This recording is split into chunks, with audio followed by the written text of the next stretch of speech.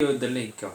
You probably have heard about Leo Franco. OT tried to cover it up as much as they could, obviously, saying that Leo wouldn't do such a thing, and given his powers and his a former GP, documents, basic documents, government documents, and they're obviously breaking the law. The really is true that he has really broken the law, and I think that's 10 years prison, under the law for this offence, or lose political office.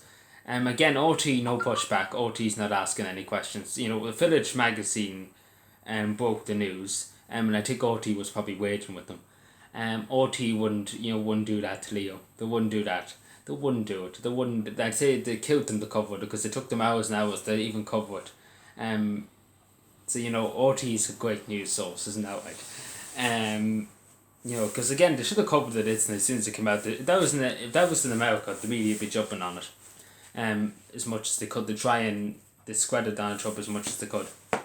That's if it was in America. And OT do its best anyway to discredit Donald Trump as much as they can.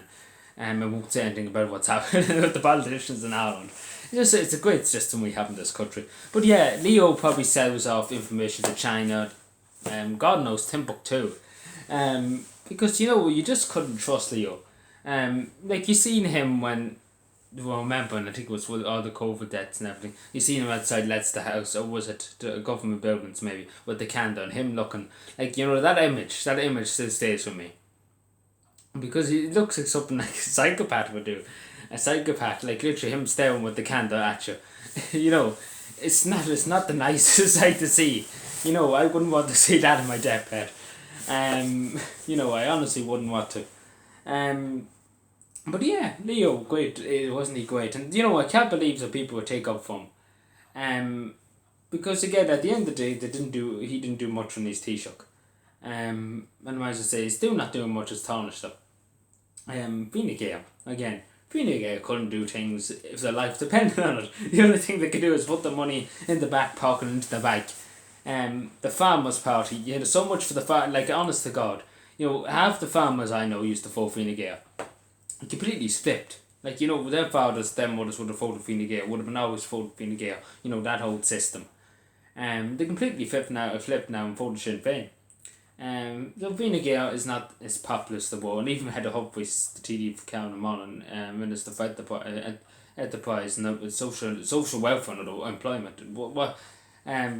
Office of Social Protection, yes, sorry, couldn't think of it there for a second, I had to try and remember.